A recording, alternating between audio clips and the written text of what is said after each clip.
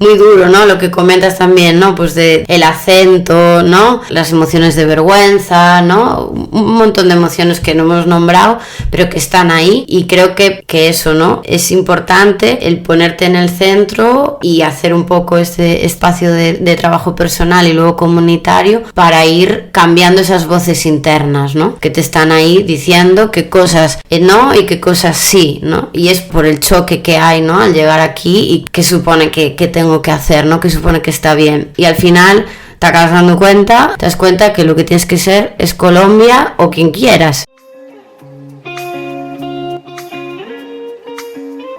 Hola, nosotras somos Dani y Ale. Y esto es Migrantes Anónimas, un podcast donde hacemos preguntas, desmitificamos ideas, contamos historias, Confesamos miedos y sueños, aprendemos de otros y nos acompañamos a atravesar esta aventura llamada migración.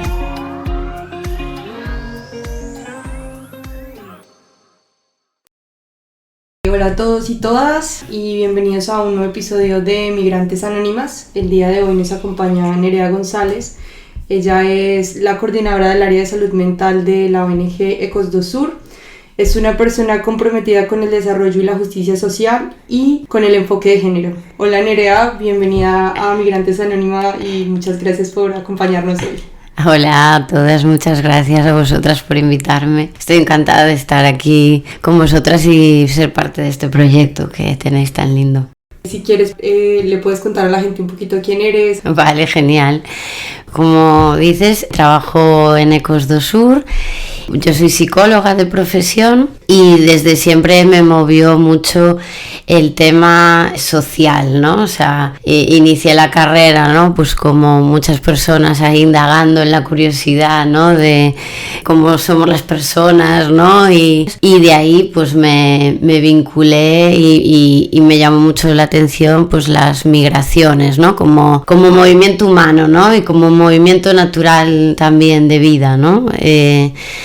Y nada, y de ahí que conocí a Ecos do Sur y bueno, pues es el enfoque con el que trabajo. Soy psicóloga allí desde este año, cumple 10 años que por primera vez fui hasta allí así a ser voluntaria, ¿no? Y decir, bueno, ¿qué hacéis por aquí? Y pues luego ya me quedé, ¿no? Me quedé a formar parte de los proyectos que tenían. Y desde siempre un poco desde la perspectiva psicosocial, ¿no? Un poco de poner en contexto, ¿no? Pues todas las realidades de las personas y los malestares también de las personas, ¿no? Que el malestar no es una cuestión individual, ni la salud mental en general es una cuestión individual, no es una cosa que tengamos o no tengamos, ¿no? Sino que nos acontece, ¿no? Nos acontece por un contexto social en el que estamos, por una estructura social que pues a veces somete, ¿no? A determinadas personas o bueno, que te posicionan, ¿no? De una determinada forma. Y nada, pues desde hace 10 años un poco moviéndome ahí, ¿no? En la búsqueda de cambiar contextos sociales o de acompañar, ¿no? Más bien a que las propias personas que entran en Ecos do Sur puedan tomar la iniciativa, ¿no? O de esos cambios también. Damos un poco de contexto sobre lo que hace Ecos do Sur en general, como para entender un poco. Claro. Pues Ecos do Sur es una entidad social, una asociación que está localizada en Coruña y lleva 33 años asesorando, nació como entidad, bueno, también de cooperación internacional, con esa intención de asesorar jurídicamente, laboralmente, ¿no? Y dar herramientas un poco desde ahí, conocer recursos de la ciudad, etcétera. Y a día de hoy, bueno, pues después de muchos años, consideramos que cualquier persona que se mueve por cualquier razón a cualquier país, y ahora en este contexto, ¿no? Pues en Galicia, concretamente en Coruña, pues tiene derecho a conocer cuáles son sus derechos y a qué puede tener acceso, ¿no? Y también asesoramiento psicológico, ¿no? Como derecho esencial también. Acompaña también pues procesos de búsqueda laboral, de formación, homologación de estudios, bueno, una variedad de cuestiones que son necesarias para, bueno, pues la emancipación económica también, ¿no? Que que es necesaria cuando aterrizas también en cualquier sitio, ¿no? Saber cómo desarrollarte económicamente, ¿no? Me gustaría también dejar claro un poco el concepto de ayuda y demás, porque en Ecos do Sur también es importante que se establezcan vínculos de ayuda desde la horizontalidad, ¿no? Un poco desde brindamos un espacio para que las personas decidan qué quieren hacer y que tengan información. Un poco replantearnos esos privilegios también, ¿no? Que creo que es importante, y desde ahí pues eso, dar esa información o ese acompañamiento. Yo tengo una pregunta sobre eso. Claro, sí. Porque ¿tiene algún nombre ese tipo de relación? Porque claro, tú hablas de una relación horizontal, pero digamos en esos casos en los que se está tratando con una persona migrante y así, digamos, por ejemplo, no sé, un concepto como el asistencialismo, claro. Pero no sé si aplica en este caso, o ¿se puede nombrar ese tipo de dinámica horizontal en este caso? Sí, es justo lo contrario lo que etiquetamos como asistencialismo, ¿no? Que es como yo te doy algo a ti, ¿no? O yo te estoy como, el paternalismo, que también se llama, justo, ¿no? Parece que como psicóloga eres la que tiene el conocimiento, ¿no? De cómo cómo funcionan, ¿no? Las emociones y según esta teoría, este modelo, pero al final creo que es importante quitarse eso que te han dicho, ese rol que tienes que tener, porque al final sí soy psicóloga, pero no soy migrante, no soy racializada, ¿no? Hay muchas características que yo no tengo y por lo tanto tengo también otra posición social, ¿no? Y que sí tienen las personas a las que atiendo, ¿no? Entonces el conocimiento está siempre en la persona que acude, porque tiene unas vivencias concretas, un contexto determinado y una sabiduría que quien más sabe de uno mismo siempre es uno mismo, una misma, ¿no? Nosotras lo que hacemos, pues es facilitar un espacio, como psicólogas en este caso, de escucha y de, pues poder poner sobre la mesa un poco, tienes este contexto, vamos a ver cómo podemos desarrollar determinadas cuestiones que te puedan ayudar a ese contexto y nos adaptamos ahí, ¿no? No es como sacar nuestro conocimiento y ponerlo encima de la mesa y que le sirva a todo el mundo, ¿no? Porque eso, pues para mí sería un error, ¿no? Entonces, volviendo a lo que comentabas, ¿no? Creo que ese es el ejercicio de quitarse de encima que tú tienes un conocimiento X y que eso sirve ya porque sí, ¿no? Sino pues para generar esas relaciones horizontales. Creo que ese es el enfoque, ¿no? También de que el conocimiento está en las dos partes, ¿no? El conocimiento en cuanto a teoría y práctica, ¿no? Porque cada una, y sobre todo en cada origen, hay un contexto distinto, cultural, y es tan importante ponerlo en la mesa como cualquier otro, ¿no? Y digamos, ya que tú has tenido, entiendo, contacto con las diferentes personas con diferentes procedencias, te queríamos preguntar qué tipo de diferencias hay entre cada contexto, ¿no? Porque es muy diferente y es súper duro, pero es muy diferente ser un migrante de Latinoamérica a ser un migrante de África. Aquí en España, por ejemplo. No sé si nos puedas contar un poco cómo esas diferencias de contextos, cómo lo abordan desde Ecos do Sur. Vale. Sí, muy interesante esto, ¿no?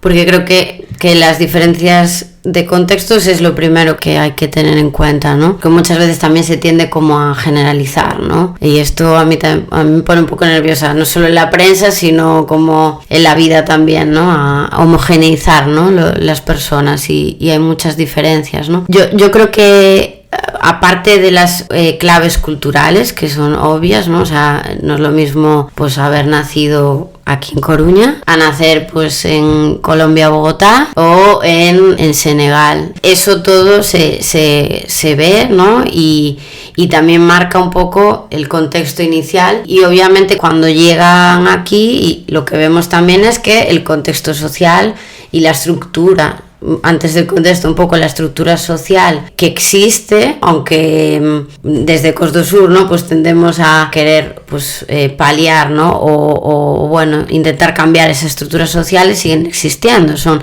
estructuras raciales, o sea, estructuras sociales que ponen, o sea, racistas, ¿no? Que ponen muchas dificultades para las personas racializadas. Si eres mujer ya no te quiero ni contar, además de migrante, ¿no? Porque se suman todas las las cuestiones hegemónicas, ¿no? Patriarcales y demás al desarrollo de la mujer. El llegar aquí y cambiar muchas veces tu estatus, ¿no? Como persona, porque igual vienes acostumbrada a una, dentro de lo que haya, ¿no? En ese país, pero a un tipo de relaciones, ¿no? Desde una posición pues igual cómoda o más cómoda, ¿no? O más manejada. Aquí el estatus es distinto, porque la estructura es ciertamente racista, ¿no? Todavía, y hay muchísimas discriminaciones en la calle, hay mucha violencia también simbólica, ¿no? No solo es como física, sino es que muchas veces es en determinados espacios no me pertenecen, ¿no? Porque, ¿cómo puede ser un ejemplo de violencia simbólica? Pues violencia simbólica, lo que se espera de ti como persona migrante, ¿no? En qué áreas te puedes desarrollar o puedes profesionalmente trabajar, ¿no? Como mujer migrante, por ejemplo, la cadena de cuidados, ¿no? O sea, las mujeres migrantes de muchas se espera que trabajen en el sector de los cuidados, ¿no? Cuidando a nuestras personas mayores, sosteniendo un cuidado que no pueden hacer otras personas, y que al final sostienen una precariedad laboral, sostienen una invisibilización muchas veces de violencias que se acometen ya físicas o sexuales, ¿no? En ese tipo de trabajos domésticos, y otras violencias como mujer, ya por poner otro ejemplo, pues es eso que se espera de las mujeres, de que sean madres todas, ¿no? Y que pues que tampoco quieran tener puestos de altos cargos, porque bueno, ¿no? Pues se espera que la mujer quiera ser madre en algún momento, ¿no? Entonces un poco eso de lo que se espera, ¿no? De las personas migrantes también es algo que influye, ¿no? Porque al final son discursos que están en la calle y tú los puedes escuchar directamente, y puedes haber sido tú una víctima directa de una discriminación o de una violencia, ¿no? Racial, o puedes haber simplemente haber podido escucharla, ¿no? Y ver a tus compañeras o compañeros que bueno, pues ya se niegan determinados espacios, ¿no? Este barrio de Coruña mejor no, porque aquí yo no veo, no sé, no veo mucho intercambio cultural, o un bar con latino, un bar, ¿no? Pues una mezcla, ¿no? Lo que se puede esperar, ¿no? Entonces ese tipo de cuestiones creo que son importantes, ¿no? También. Entonces esa estructura social, como decíamos, que a la llegada y te das cuenta de cómo funciona aquí también el sistema, te coloca en una posición, ¿no? Entonces lo que nosotros vemos es que esa estructura social hace que se generen problemáticas sociales, ¿no? Pues el tema, pues yo qué sé, de la competición unos con otros, ¿no? Porque claro, si quiero volver a un determinado estatus, ¿no? Pues y la estructura social es ciertamente bueno, competitiva, ¿no? Y demás, lo que haces es también generarte tú una exigencia muy grande, ¿no? Entonces ya aparece la problemática emocional, ¿no? Empiezas a autoexigirte mucho, empieza a venir la ansiedad, ¿no? Empieza a venir también pues una serie de señales, ¿no? En el cuerpo y en la mente, que empiezas a decir, ¿y esto qué es? ¿De dónde viene? ¿No? ¿Por qué estoy así? Si aquí estoy también más segura, quizás, ¿no? Que en origen o que en otros sitios que he estado, ¿no? Pero bueno, un poco eso, ¿no? La estructura social también afecta a la problemática luego también pues social y emocional, ¿no? Que las personas desarrollan, ¿no? Ahora que mencionas lo emocional, que es yo creo que un poco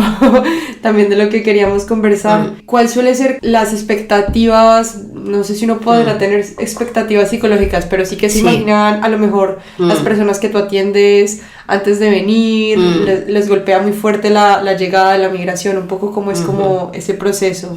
En lo que yo he podido ver, y ya os digo que esto no son como todos los casos, ni mucho menos, ¿no? Pero sí que creo que hay que naturalizar, bueno, porque está esta dicotomía también en la sociedad de lo racional versus lo emocional, ¿no? Bueno, es como que parece que a veces tienes que elegir, ¿no? Y parece que lo racional es lo más adecuado, y mostrar las emociones y mostrar un poco también que como permea cualquier proceso en la vida, es como de débiles, ¿no? Y esto yo lo rechazo completamente y creo en otro modelo que rompe con esta estructura, pero que también es una estructura que existe aquí, ¿no? Es como que parece que no está permitido mostrar las emociones, ¿no? Entonces, desde ahí me gustaría naturalizar un poco pues que lo que vemos muchas veces es lo natural, ¿no? A un proceso de cambio, ¿no? O sea, hay emociones por un proceso de cambio que conlleva un desarraigo, una pérdida, ¿no? Lo que nosotras llamamos duelo migratorio y comúnmente se llama, ¿no? Pues que o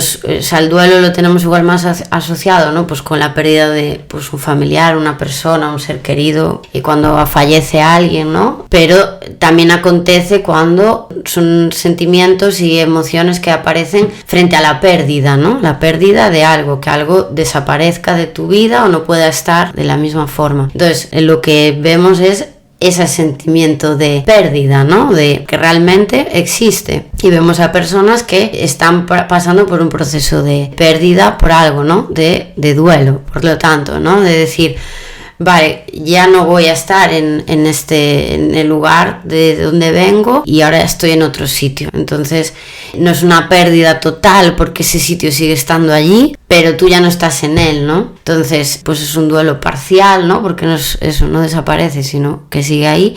Y también es recurrente, ¿no? Porque es un sentimiento que no desaparece, ¿no? Este duelo no es una cosa que, bueno, pues se transita y ya está, ¿no? Es algo que sigue ahí, porque tú sigues con familiares quizás allí, o sigues viendo noticias, o sigues vinculada emocionalmente, simplemente porque forma parte de tu identidad, es lo que eres, ¿no? Una chica que conozco y que compartí mucho en Ecos do Sur, que es de Colombia, después de un proceso que pasamos juntas y tal, ella decía, me he dado cuenta de que yo soy Colombia, y ya está. Decía, es que muchas veces me preguntan, ¿quién es tal? ¿Cómo te defines? ¿Cómo tal? Pues yo soy Colombia, y ya está.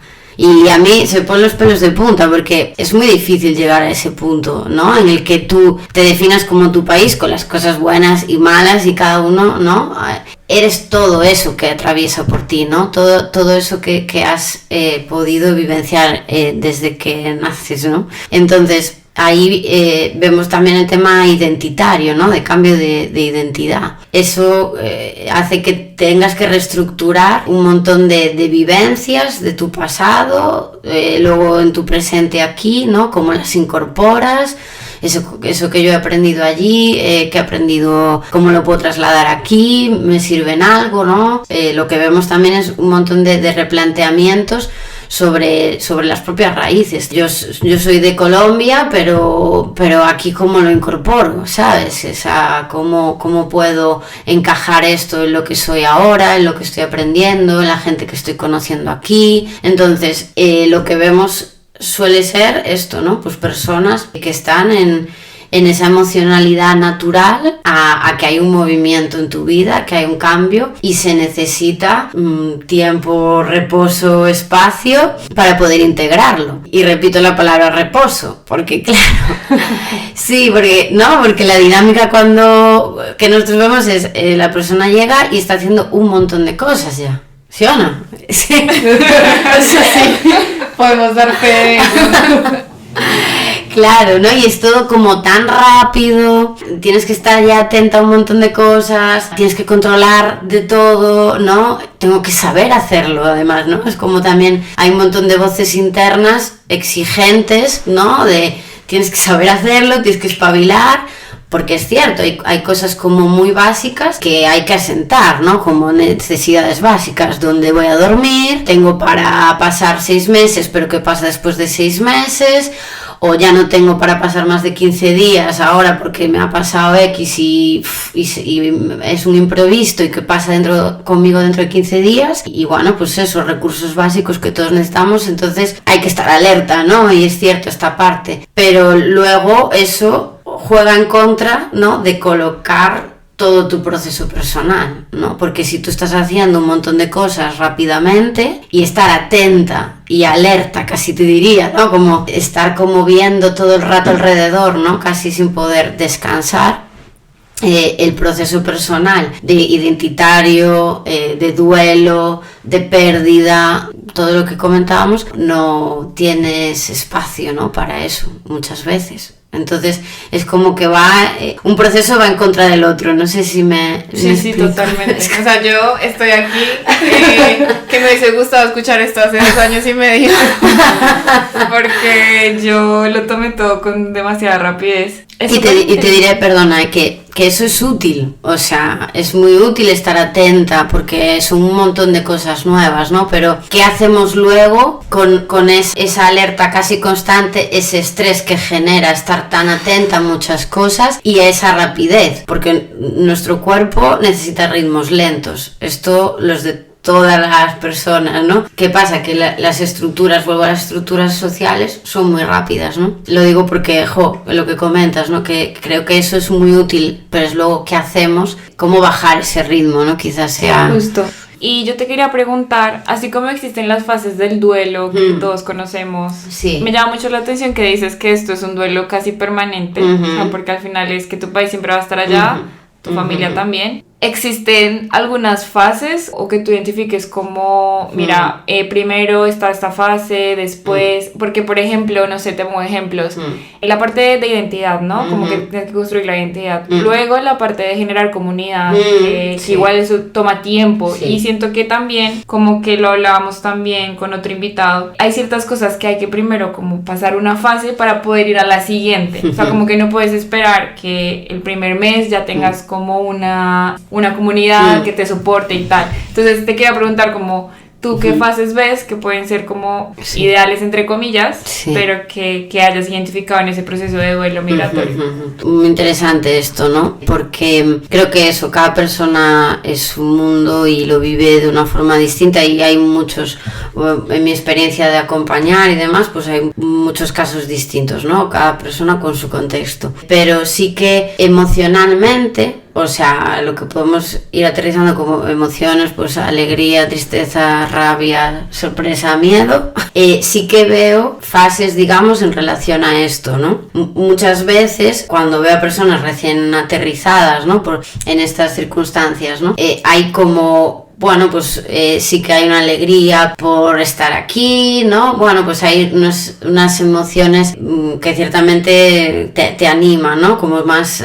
¿Qué pasa? Que luego eso, lo que va ocurriendo es un ajuste de expectativas, ¿no? Porque las expectativas vienen ya desde que empiezas a preparar la maleta, ¿no? O a lo que te lleves, si te llevas solo una carpeta. Y ahí, quieras que no, ¿no? Estás empezando a anticipar qué va a pasar allí, cómo lo voy a hacer, y también incluso a lo que yo veo por lo que me han podido contar, ¿no? Pues también a debatirte, ¿no? Un poco las personas que pueden tener tiempo para decidir si se van o si se quedan, hay otras que tienen que huir y punto, pero las personas que sí tienen tiempo a ese debate, ¿no? Pues ese debate, ¿me quedo o me voy? Entonces muchas veces cuando llegas aquí, y aunque haya una fase un poco de entusiasmo al principio, luego te vuelves a replantear también esas cosas, ¿no? En el ajuste de expectativas, un poco de hice bien, no hice bien, ¿no? Porque esto, bueno, no era como me decían, entonces empieza también las dudas, ¿no? Un poco los miedos también, entonces como vas un poco transitando, ¿no? Lo que veo es un tránsito un poco entre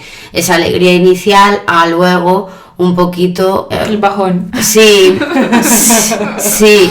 Claro, y un bajón me parece natural, como decíamos antes, ¿no? Naturalizando las vivencias, ¿no? Claro, a conocer más el contexto y tomar un poco más tierra, ¿no? Sobre qué cosas sí y qué cosas no son útiles o no, o quiero hacer o no. Y entonces ahí empieza también muchos miedos, ¿no? Claro, yo veo también como psicóloga, ¿no? Pues personas que desarrollan ciertos miedos, algunos que vienen ya de origen, ¿no? Si a mí me persiguieron en origen por mi condición de orientación sexual, por ejemplo, yo voy a llegar aquí, aunque sepa que estoy más segura, pero voy a tener presentes esos miedos que yo he aprendido a tener. Entonces, la seguridad que se puede encontrar aquí en relación a otros países, hace que también tú te sientas como más, que surjan esos miedos, ¿no? O sea, que vengan miedos que igual antes ya tenías tú pues más o menos manejados,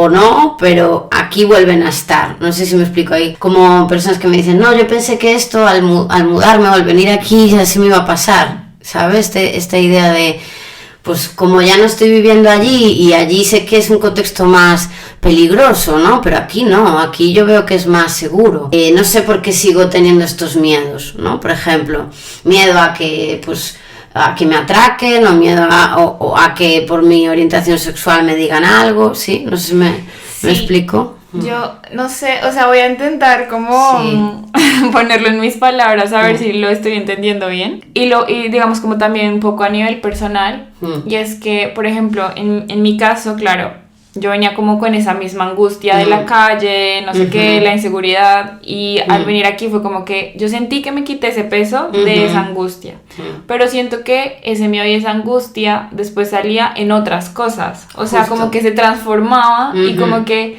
mi cuerpo ya estaba acostumbrado a sentir adrenalina todos los días.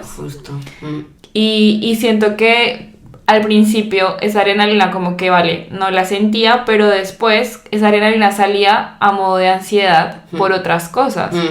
Por más de que yo me sintiera segura en la calle porque ya sentía que no me iban a atracar, pero se transformó en otras cosas. Entonces al final mi cuerpo igual, como que esa memoria del cuerpo que seguía sintiéndome insegura o con ansiedad y que yo tampoco entendía por qué. Justo. O sea, totalmente suscribo lo que comentas, ¿no? Aparte me gusta mucho el concepto de memoria del cuerpo, ¿no?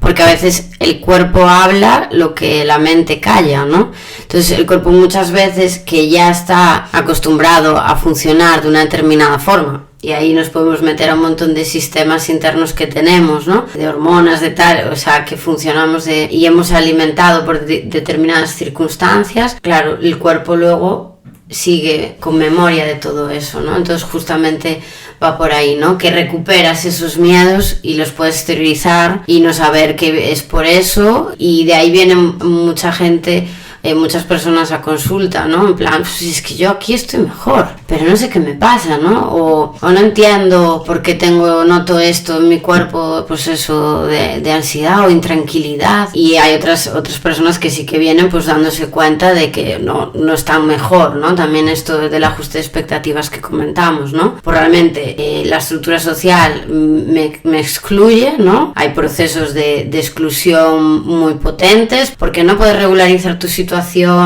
porque no te alquilan un piso, porque no puedes acceder al sistema sanitario si no tienes X requisitos, ¿no? Entonces todo eso, ya no digamos encontrar un trabajo o no. Si ya no encuentras un trabajo porque no tienes un contrato, porque estás en situación irregular, porque no cumples los requisitos, porque toda la pescadilla que se muerde la cola, obviamente ese contexto social concreto es no natural estar mal, ¿no? O sea, es natural tener sensaciones de desesperanza, de desmotivación, de falta de ganas, de falta de autoconfianza, ¿no? Porque lo que te está diciendo el sistema es que esto no es para ti, ¿no? Si no cumples estos requisitos, ¿no? Entonces sí que vemos eso también, ¿no? Y en cuanto a las fases, retomando un poco eso, también aparece muchas veces después de eso, ¿no? De la llegada, un poco ajuste expectativas y demás, pues a veces cierta rabia también, ¿no? Como empieza el enfado, ¿no? Es como, y qué sano, bienvenido, claro, bienvenido. Yo siempre que me viene alguien enfadada, le digo felicidades. Exacto. No, y en relación a que, también el enfado está muy mal visto socialmente, ¿no? Es que parece que no puedes estar enfadada, que no te puede parecer nada mal, ¿no? Y sobre todo en las mujeres, ¿cierto? Total. Después somos histéricas o no sé qué, o exacto, bueno, un montón de cosas con el enfado, sí. Total, es que es ahí, además yo ahora estoy atendiendo mucho a mujeres, estoy más en el área con mujeres y bueno, es como atraviesa, ¿no? Totalmente nos educan y educan a las mujeres en general, pues para calladita estás más guapa, bueno, expresar en su justa medida, ¿no? Entonces se coartan muchas libertades, ¿no? También en el desarrollo de las emociones, ¿no? Claro. Desde la perspectiva educacional y de género, ¿no? Y va por ahí total, ¿no? O sea, el enfado está bien, hay que enfadarse por cosas que están mal y creo que sería mucho más sano si nos enfadáramos más. Y sobre todo el enfado hacia afuera, porque lo que me encuentro mucho es que el enfado va hacia adentro. Reñirnos a nosotras mismas, castigarnos, ¿no? A decirnos lo mal que hemos hecho algo, a ser exigentes con nosotras, ¿no? Estar enfadadas con la misma decisión de emigrar o con una misma por haber tomado esa decisión. Totalmente, esa es con lo que me encuentro mucho, ¿no? Y te culpas entonces, ¿no? Empiezas a pensar que es una responsabilidad individual, que es algo que tú no supiste prever, que millones de cosas, que si a mí no me hubiera pasado esto, o que si a mi familia no sé qué, ¿no? Entonces, ese autoenfado es autodestructivo, ¿no? O sea, el enfado para adentro, digamos. Entonces yo siempre digo... y también lo decía ahí un periodista que sigo, ¿no? Pues el enfado para arriba o para afuera, ¿no? Entonces es algo que también cuando trabajamos con este tema del enfado, bueno, pues cuidamos, ¿no? Esa parte interna de cómo nos hablamos a nosotras mismas, porque es bastante duro, si nos paramos a pensarlo, seguramente nos encontremos con alguna de estas frases, como aún encima una piedra más en todo lo que es, ya está puesto, ¿no? Entonces trabajamos mucho en cuidar ese diálogo interno, porque al final se convierte en tu realidad también, ¿no? O sea, si tú todos los días te estás diciendo que esto no es para ti y que no vas a poder con esto, que emigrar no es para ti, se va a acabar convirtiendo en tu realidad, ¿no? Porque no estamos alimentando nuestro cuerpo o nuestra mente porque también necesita alimento, aparte de reposo, que comentábamos antes, tenemos que ser muy conscientes de cómo lo alimentamos, ¿no? Pues no solo con los nutrientes de nuestras comidas habituales, sino también personalmente, emocionalmente, ¿no? Entonces, el enfado justamente, como dices, ¿no? Va también hacia esa decisión de emigrar, y creo que ahí el clic también es enfadarse hacia afuera, con las instituciones. ¿Y cómo te enfadas hacia afuera? Claro, ahí voy. Pues con las instituciones, ¿no? Muchas veces, pues es que estoy en situación irregular y esto es una mierda. Pues ¿cómo no va a ser una mierda? Porque es que me quedan 2 años que tengo que estar hasta los 3 que tiene que hacer para que yo pueda regularizar. Y estoy en el primer año y ya no se me ocurren más ideas para subsistir. Pues normal. O sea, normal que estés enfadado, pero no te enfades contigo, porque tú lo que estás haciendo es desarrollar un montón de habilidades, de capacidades, de respuestas, de recursos personales para sobrevivir. Y ole, gracias por poder hacerlo, y esa capacidad también de autoagradecerse, ¿no? Que es también muy potente. Entonces, el enfado hacia afuera, no te digo que vayas a quemar. Claro, no, exacto, pero que a veces, bueno, ¿no? Cada uno, pero sí que ahí va una de las cosas que también me gustaría comentar, ¿no? Que es el tema de la participación. ¿Sabes? Y de cómo puedes canalizar tu enfado, porque es lo mismo de antes de, vale, sí, tenemos que estar atentas, en alerta, pero eso es útil porque hay que aprender un montón de cosas, pero luego es, ¿qué hago con esa alerta dentro de mí? No está mal el estar atentas, es que hago después, pues con esto es lo mismo, no está mal estar enfadada con lo que pasa y enfadado, ¿no? Para una misma el autoenfado es casi bloqueante, ¿no? Porque te bloquea, te deja como un poco a veces con sensación de inacción, de no sé qué hacer desde aquí, desde esta sensación, y etiquetar que estamos enfadadas o las personas que atiendo, ¿no? Y dilo, no estoy enfadada, ¿no? Como etiquetar eso como que existe nos permite desbloquear y empezar a hacer acciones hacia afuera, ¿no? O hacia arriba, ¿no? Pues hacia afuera puede ser asociarte con otras mujeres o empezar a verte en espacios públicos con otras mujeres que estén en las mismas circunstancias, o con otras personas migrantes que hayan pasado por circunstancias parecidas a ti, o que les atraviese las cuestiones interculturales, la racialidad y demás. Entonces, eso es como sacar el enfado hacia afuera, ¿no? No significa que te pongas a gritar con tu compañera de piso, que no tiene culpa ninguna, o bueno, sino, no sé si me estoy explicando, ¿no? Total, pero sí, total. Es transitar un poco ese enfado, ¿no? Hacia una acción concreta hacia afuera, ¿sabes? Ahora que mencionas la parte de la compañía, pues creo que un poco también por eso creamos esto, para poder compartir todo todo esto y decirnos como, vale, no estamos tan locas, pero quería como si podías un poco profundizar en ello, como porque es importante y tal. Yo creo que para mí ha sido súper sanador tener amigas que también han migrado.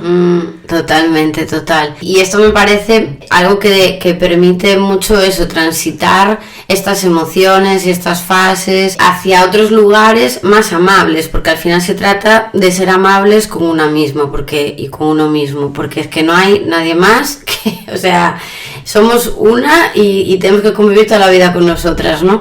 Entonces, espacios que te permitan ser amables contigo creo que es muy importante para transitar tristeza, enfado, miedo, ¿no? Que son las emociones como más desagradables, ¿no? Entonces, estos espacios de compartir, ¿no? Y de poder conocer otras vivencias, ¿no? Normalizan, ¿no? Normalizan el trayecto que se está haciendo, porque aunque ya hayáis aterrizado, ¿no? Y aunque ya haya una tierra física en la que habitar, todavía se sigue un poco navegando, ¿no? Y viajando todavía, no estás enraizada o no. Entonces, estos espacios de compartir o de conocer a otras personas también rompen un poco con ese aislamiento, con esa sensación de autoexigencia, de tengo que hacerlo todo sola o tengo que aprender yo todo sola. Y también a mí me parecen una cosa principal, ¿no? Para también cierta canalización de la participación, ¿no? O sea, de que para mí conocer a otras personas en la misma situación, aparte de permitirte hacer red y compartir, que es sanador en sí mismo, ¿no? Y normalizador de las vivencias, también te permite construir. Te permite construir, pues, un proyecto como este, como el que tenéis, que me parece lindísimo y maravilloso, y te permite construir otras realidades, espacios culturales, actividades que tú quieras hacer, incidencia política, ¿no? Narrativas desde lo individual, y creo que también eso es importante, ¿no? Que se dé, porque también me parece que hay que apropiarse de esos espacios, ¿sabes? Que ya no solo es una forma de relación y sanación, ¿no? Empezar a conocer otras personas, sino que también es un derecho a apropiarse de espacios públicos en relación con otras personas de una forma intercultural, con claves culturales distintas, construir comunidad y construir también cultura, ¿no? Porque esto que hacéis aquí me parece cultura, ¿no? Cultura desde Coruña, que viene de Colombia y que trae a aportar aquí a quien escuche un montón de cuestiones que construyen eso, ¿no? Comunidad y cultura también. Esto me parece también, el tema de relacionarse y demás, una revolución también desde la sanación y de los afectos, ¿no? Yo siempre sigo mucho estas líneas terapéuticas también y demás que hablan de esta revolución de los afectos, ¿no? Y feministas también, ¿no? Que hay que poner los cuidados en el centro, ¿no? Y cuando tu prisma es yo estoy en el centro y es posible cuidarse y que me cuiden, se construyen otras cosas, ¿no? Frente a la competición que decíamos antes, ¿no? Del sistema que prima la individualidad, ¿no? Y prima una carrera de fondo rápida y que no tienes espacio para relacionarte muchas veces, ¿no? En estos espacios te puedes relacionar y a través de muchos canales, ¿no? O sea, súper interesante todo lo que dices y me hace pensar mucho también cuando hablas de la participación y ese derecho de apropiarse de ciertos espacios, porque, bueno, se lo hablo desde mi caso. Siento que al migrar igual toma mucho tiempo como sentirte que perteneces a ese lugar. O sea, yo recién llegué, por ejemplo, procuraba no hablar. O sea, que no me escucharan el acento, porque me sentía como, o sea, como o sea, ni siquiera, comillas, invitada, o sea, ¿sabes? Como que no. Entonces pasar de eso a decir como yo tengo el derecho de quizás llegar a apropiarme de un espacio, de crear un espacio cultural, de utilizar los espacios físicos, me parece que es algo súper interesante y que cuesta mucho como entenderlo, ¿no? O sea, como que en ese proceso, y creo que también es mucho más difícil a nivel individual, por eso también está la parte que es súper interesante, conectas con otras personas y al generar comunidad, creo que ahí ya se facilita mucho eso. De hecho, no sé si han visto que en el parque que está aquí siempre hay un grupo, creo que son de Perú, pero todos los domingos juegan al boli. Ay, esa Y a mí me parece genial, sí. o sea, me Qué parece guay. genial, porque es como que literalmente tú ya sabes que todos los domingos a la misma hora están ahí Mola. jugando Sí. al boli, entonces como que yo siento que ellos hacen muchísima comunidad, Sí. que cada quien lo hará a su manera Sí, y de su forma, porque por ejemplo, en mi caso no sería esa forma, pero digamos que es como un ejemplo que ahorita diciendo, cuando lo dijiste dije como vale, súper interesante. Y luego cuando hablas sobre el tema del prisma, que me parece también un concepto súper chévere, que es como un poco, porque claro, nos enfrentamos a la estructura, a todo el tema estructural, que es violento, que es racista, pero luego está por el otro lado, ¿qué podemos hacer? Claro, hay mucho enojo, hay mucha frustración en el proceso, porque hay muchas cosas que no son justas, pero luego es como, vale,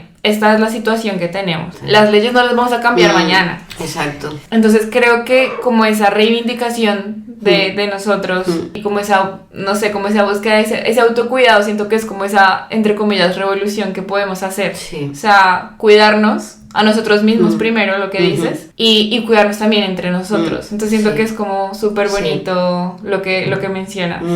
Total. Y además yo creo que eso de los cuidados te permite posteriormente tomar acción, ¿sabes? En esos cambios. Porque los cambios ahora no existen, no se ha cambiado la ley de extranjería más que para fastidiar.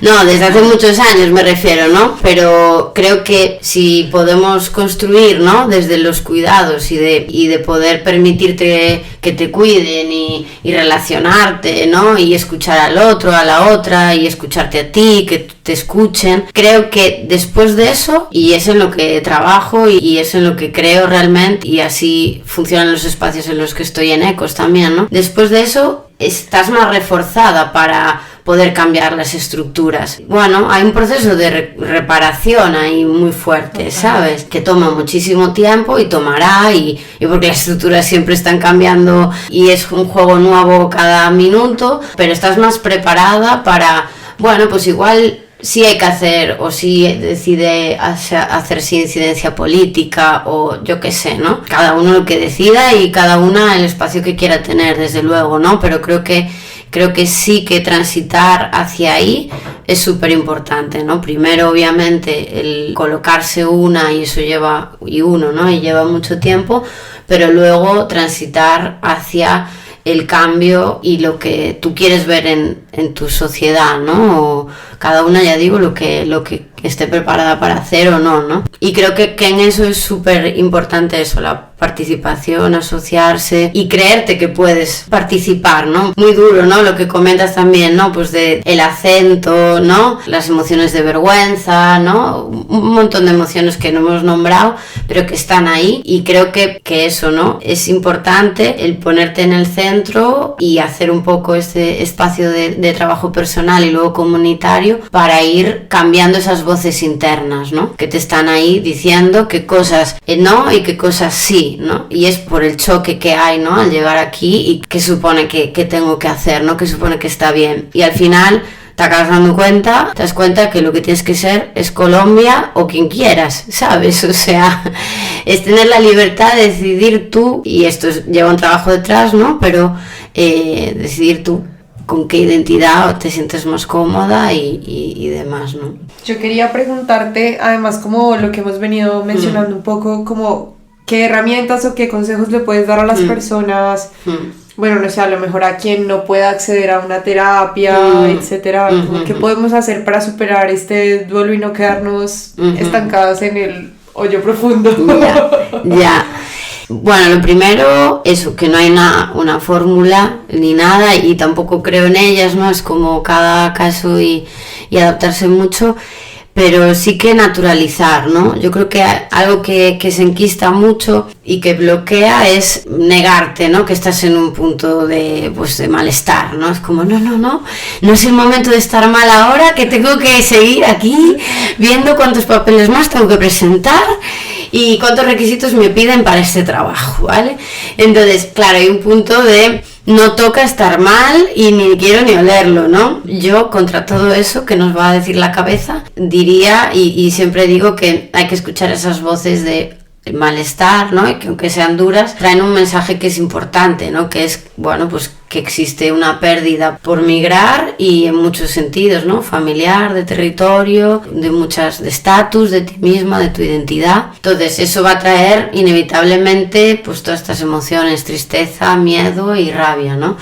Entre otras, vergüenza o lo que, bueno, en diferentes contextos, ¿no? Y bueno, pues escuchar eso es sanador en sí mismo, ¿sabes? Como permitirte pues un día estar triste porque esto te han venido recuerdos, porque has estado hablando con la familia o porque no te puedes poner en contacto con ellos, pero permitirte sentir esa emoción es importante, ¿no? Porque sobre todo cuantas más cosas vayan pasando y menos atendamos a esa parte que necesita de esos cuidados y esa lentitud, ¿no? Si más tiempo pasa y no la atendemos, ¿qué puede pasar, no? Que se haga más grande, ¿no? Inevitablemente, si yo no atiendo algo, o es como barrer debajo de la alfombra, ¿no? Entonces, escucharse ese tipo de emociones es en sí mismo sanador porque te permite vivenciarlas y transitar por ellas, ¿no?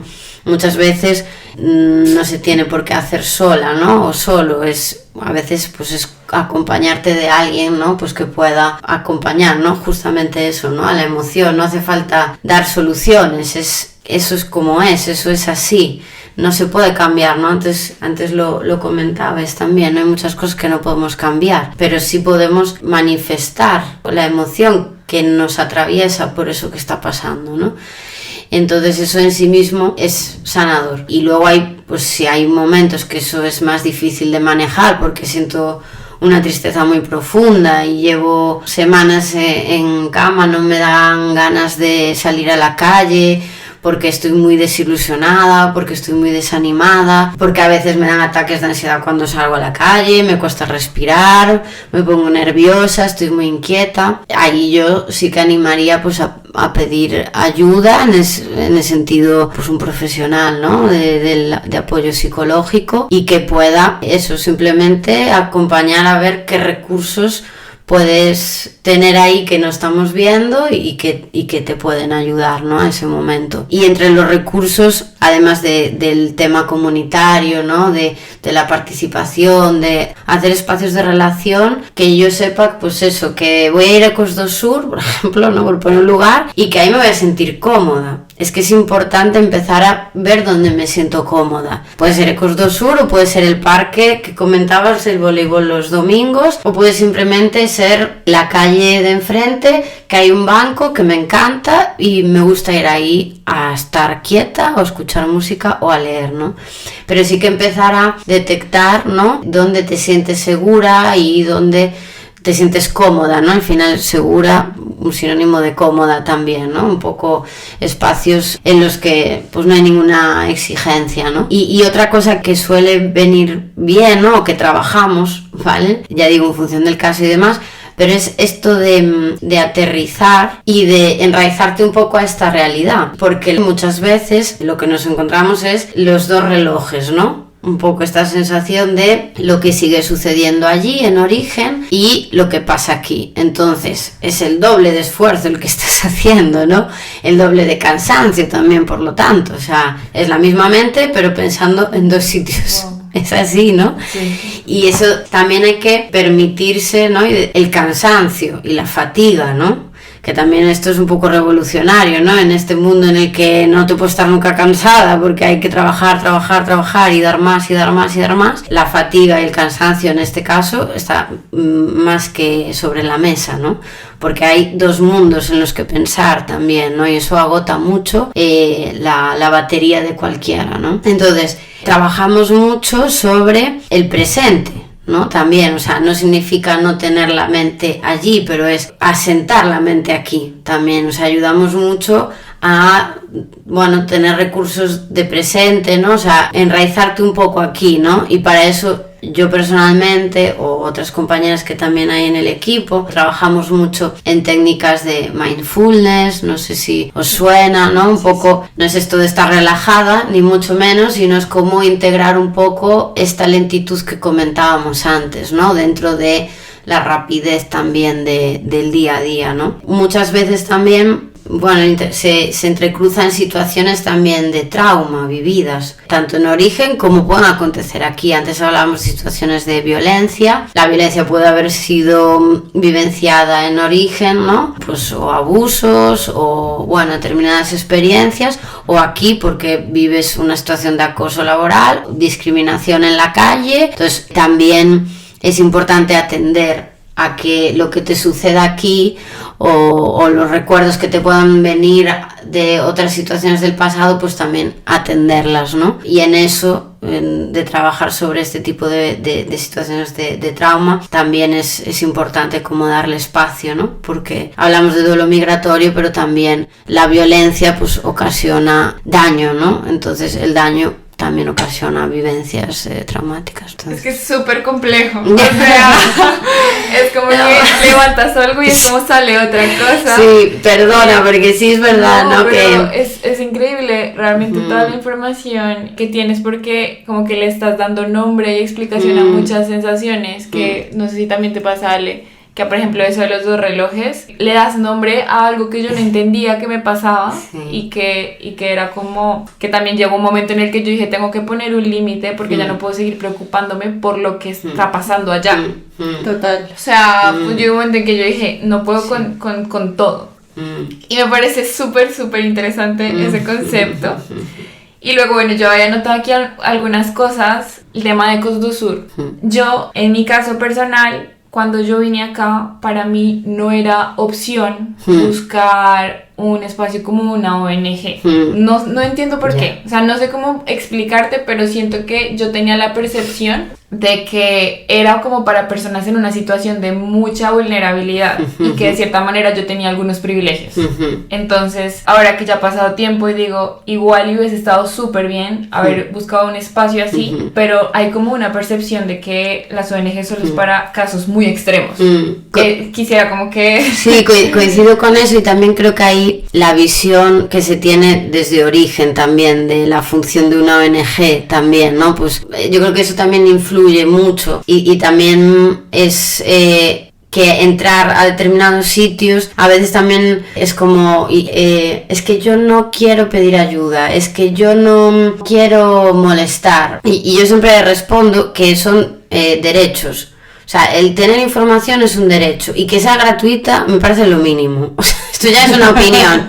Lo otro me parece un poco más formal, pero las asociaciones, lo que tratamos, obviamente cada uno lo hace desde un prisma distinto, y bueno, siempre yo sí que creo que es bueno que cada persona sepa a dónde va. O sea, me gusta esta asociación o no me gusta, sé cómo trabaja o no. Me parece, o sea, cualquiera, cuando compramos incluso una manzana, ¿no? Pero me gustan más las rojas que las verdes, bueno, pues lo que sea, ¿no? Entonces sí que hay que, para mí, pues darle un planteamiento, ¿no? Como persona, o sea, me gusta esto o no, y eso me parece bien, ¿no? Saber cómo trabaja cada asociación, pero también luego decir, es que tengo derecho de tener información, y punto, y se acabó. O sea, antes comentaba, ¿no?, que en Ecosur le llamamos derechos esenciales, porque es así. O sea, tienes derecho a saber cuándo puedes regularizar tu situación y que no tengas que pagar en una consultoría de no sé qué 500 pavos. Ya.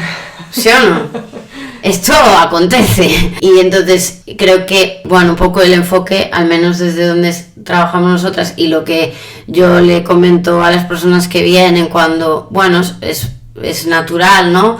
Porque ahí va el cambio de estatus también que decíamos, ¿no? Vengo a un lugar del que pues no tengo por qué saberlo todo, y me pongo en una posición pues de desconocimiento frente a otras personas que lo pueden saber. Entonces, pues también eso es un proceso que no es sencillo, también hay que un poco planteárselo, ¿no? Pero yo siempre es lo que digo, ¿no? Es un derecho, y que mínimo que sea gratuito, y más información tenía que haber circulando, ¿no? Aunque ahora cada vez hay más, pues eso, Instagrams de personas que migran, ¿no? A mí eso es genial, que antes, hace años, no había nada. O sea, real, había el boca a boca, siempre hubo, ¿no? Pero no tantas plataformas, ¿no? Entonces, democratizar al final la información y que sea gratuita, por lo tanto, es lo suyo, ¿no? Súper.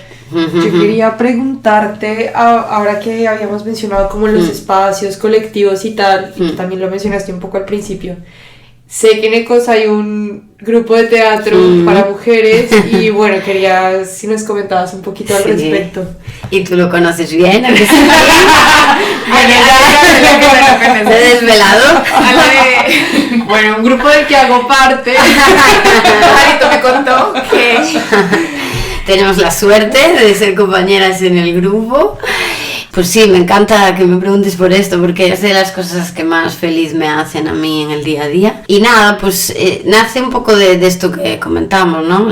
Poner los cuidados en el centro, poner espacios seguros y que las personas se apropien del espacio, de las narrativas, de lo que quieran contar y también de lo que quieran construir, ¿no? Y de construir, también os decía antes, cultura, ¿no? Cultura con sello de personas de Nigeria, cultura con sello de personas colombianas, cultura con sello de personas uruguayas, argelinas, cultura participativa, ¿no? Y eso es un espacio participativo, ¿no?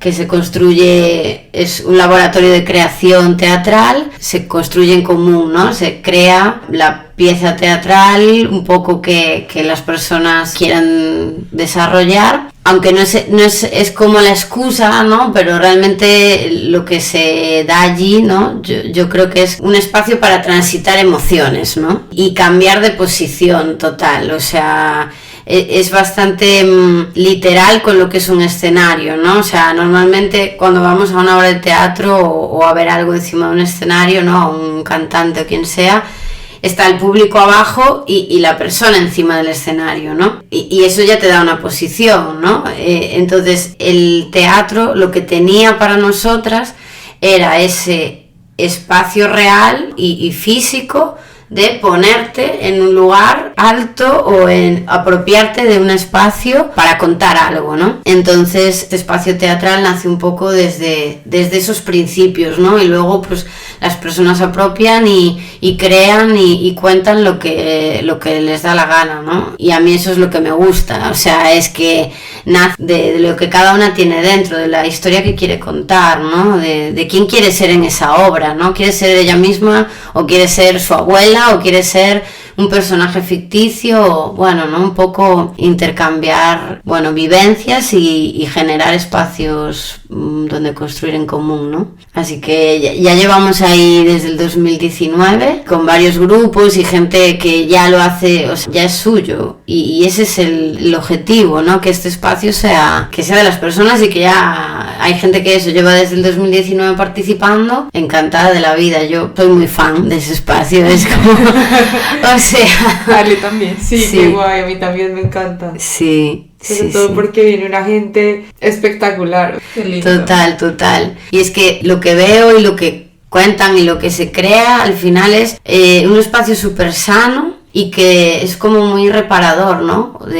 Pues es que esto se puede construir en común, me pueden escuchar, puedo crear un montón de cosas, ¿no? Así que fan de este espacio, de lo que se crea en común y del teatro y de las artes escénicas, y ese incorporar las artes escénicas también me parece muy potente, ¿no? Todo lo que se puede hacer saliéndose de el ABC, ¿no? O sea, entonces súper. Bueno, pues la verdad es que ha sido súper interesante hablar contigo. Igual. Creo que hemos aprendido muchísimo. Me quedaría aquí, vamos, toda la tarde. Ay, gracias. Y bueno, siento que he como hablado mucho porque yo estoy en mi rol también de psicóloga, estoy como mucho de escuchar y tal. Para mí también ha sido muy enriquecedor, ¿no? Y poner sobre la mesa y todos los cambios posibles, ¿no? Desde cada persona que haya escuchado esto, ¿no? Y que esté en un momento con una emoción o en una determinada situación, pues que veamos que hay como una senda, ¿no? Por donde se puede transitar. Sí, esperamos, esa es la idea, ¿no? Que les sea, que llegue al que tenga que llegar, al que lo necesite. Sí, y un poco como para ya como englobar las ideas. Creo que el mensaje también ha sido como muy, si dijéramos palabras, ¿no? Como que lo resuman, el tema del cuidado, de los cuidados, del autocuidado, de la participación, generar comunidad y el tiempo, ¿no? La paciencia. Creo que eso también lo resaltaste mucho y me parece que es súper interesante de todo va a estar bien, tranquis. Yo agregaría también lo de permitirse sentir.